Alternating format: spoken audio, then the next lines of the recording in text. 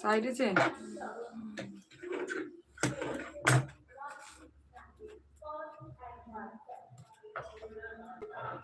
চালু রইলো, support comment করছে। এই কয়দিন রৌনকদি আছো তুমি? শুনছো? ফালতু ফালতু মনে হয় কি ফালতু ফালতু লাইভ চালিয়ে যাচ্ছি, বিরক্ত লাগছে।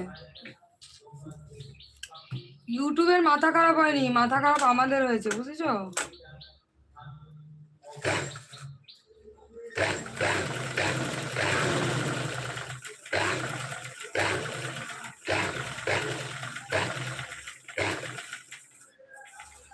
সরকার যদি ইউটিউবটা বন্ধ করে দেয় একদম।